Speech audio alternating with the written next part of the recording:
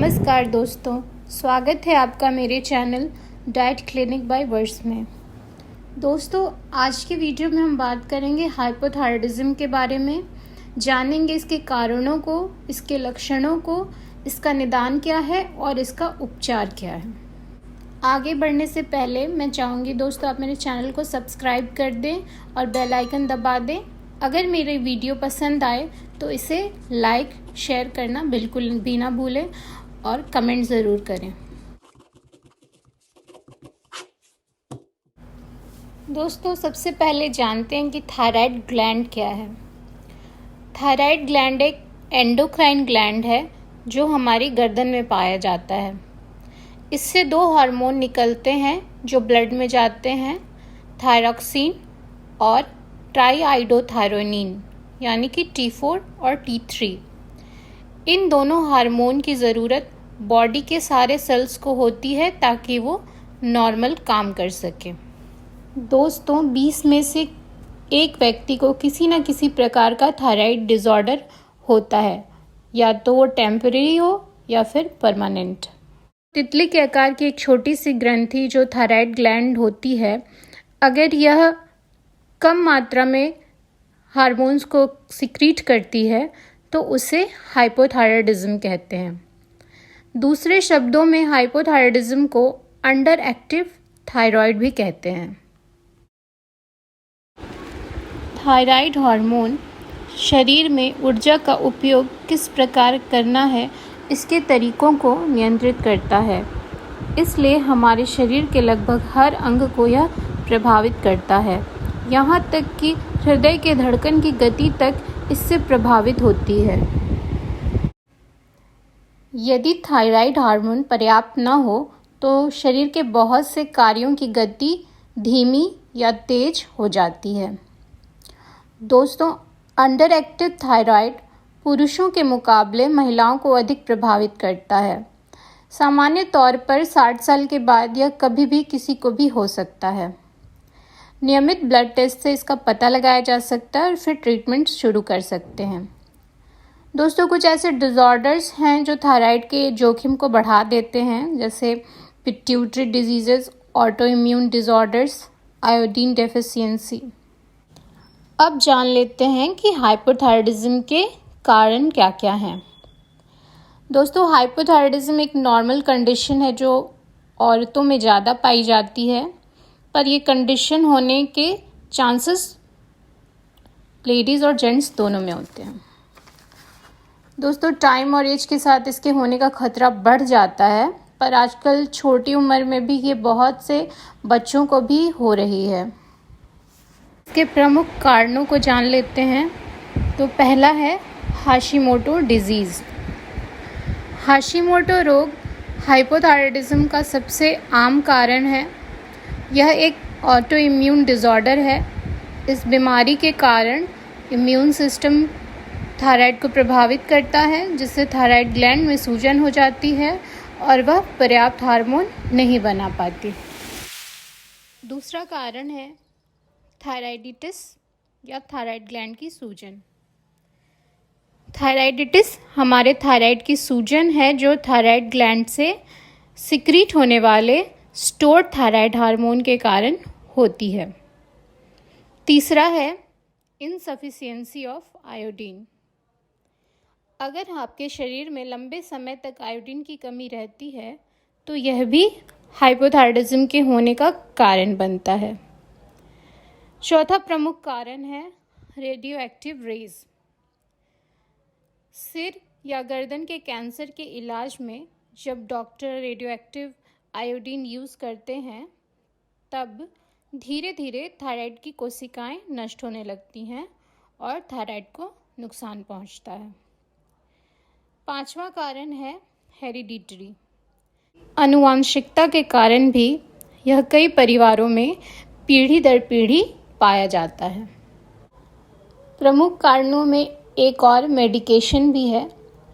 ऐसी कुछ दवाएं भी हैं जो थायराइड हार्मोन के प्रोडक्शन को बाधित करती हैं, जिससे हाइपोथायराइडिज्म हो सकता है। अब जान लेते हैं थायराइड के क्या क्या लक्षण हैं। थायराइड हार्मोन के कमी से और इसके शरीर के ऊपर होने वाले असर से कई परेशानियां हो सकती हैं, जैसे बाल झड़ना, वज़न बढ़ना, ये मोस्ट कॉमन है। चेहरे पर सूजन आना, आप देखते होंगे कई लोगों के चेहरे बहुत सूजे सूजे यानी पफ़ी टाइप लगते हैं, ये भी एक कारण है। तनाव होना, थकान महसूस करना। दोस्तों, बहुत ऐसे लोग होते हैं जो थोड़ा ही काम करने पे उनको थकावट महसूस होने लगती है या आलस आता है काम करने में, शरीर भारी सा महसूस होता है, तो ये भी एक हाइपोथायराइडिज्म का लक्षण है कि आप थका थका महसूस करते हैं। स्मरण शक्ति का कमज़ोर होना। दोस्तों, हाइपोथायराइडिज्म में स्मरण शक्ति भी प्रभावित होती है। आपके जो ब्रेन सेल्स होते हैं वो इसमें डिस्ट्रॉय हो जाते हैं। ब्रेन सेल्स में मोस्टली याददाश्त सुरक्षित रहती है, लेकिन जब ये डिस्ट्रॉय होते हैं तो बहुत सारी चीज़ें आप भूल जाते हैं। तो ये इसका एक कारण है हाइपोथायराइडिज्म, जिसमें आपकी याददाश्त शक्ति प्रभावित होती है, बहुत सारी चीज़ें आपको याद नहीं रहती हैं। हाइपोथायराइडिज्म के लक्षणों में इरेगुलर पीरियड्स भी एक कॉमन सिम्टम है। इसमें पीरियड्स नॉर्मली टाइम पे नहीं आते हैं। ठंड लगना भी हाइपोथायराइडिज्म में एक कॉमन सिम्टम है, जिसमें पेशेंट लो टेम्परेचर्स या कोल्ड वेदर में एडजस्ट नहीं कर पाते, क्योंकि उनकी बॉडी उन्हें इतनी ऊर्जा या गर्मी नहीं देती है कि वो इनसे लड़ सकें। हाइपोथायराइडिज्म के अन्य लक्षणों में त्वचा रूखी होना, हृदय की गति का धीमा या तेज होना, मांसपेशियों में अकड़न होना, आवाज़ का बैठ जाना, जोड़ों में दर्द एवं सूजन यानी कि अर्थराइटिस, खून में कोलेस्ट्रॉल का स्तर बढ़ना। दोस्तों, अब इसके डायग्नोसिस के बारे में जान लेते हैं। अगर आपको इनमें से कोई भी लक्षण दिखता है जो मैंने आपको पहले बताया है, तो जांच अवश्य करा लीजिए। ख़ास तौर पर प्रेग्नेंट लेडीज़ में इसके होने के चांसेस बढ़ जाते हैं, तो उन्हें एक्स्ट्रा प्रिकॉशन के लिए जांच ज़रूर करा लेना चाहिए। जांच कराने के लिए आपको ब्लड टेस्ट देना होता है, जिसमें TSH टेस्ट, T3 और T4 टेस्ट होता है। डॉक्टर कंसल्टेशन के आधार पर आपके गर्दन का अल्ट्रासाउंड भी करा सकते हैं अगर उन्हें कोई परेशानी दिखती है तो। ट्रीटमेंट्स जान लेते हैं इसके लिए क्या है। जब टेस्ट में हाइपोथायराइडिज्म होने की पुष्टि हो जाती है तो इसके ट्रीटमेंट की सलाह दी जाती है। दोस्तों, कोई भी डॉक्टर इसका इलाज नहीं कर सकता, बस नियंत्रित करने में मदद कर सकता है। बस आपको हर साल TSH के लेवल्स की जांच कराते रहना चाहिए, जिससे मेडिकेशन के द्वारा इसे नियंत्रण करने में मदद मिलती है।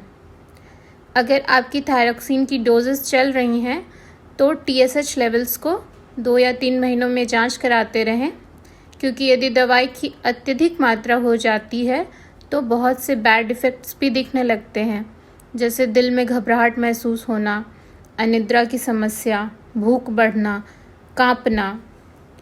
तो अगर आपके डॉक्टर कहते हैं कि आप रिव्यू कराएं तो प्लीज़ 2 या 3 मंथ्स पे इसे रिव्यू कराते रहना चाहिए।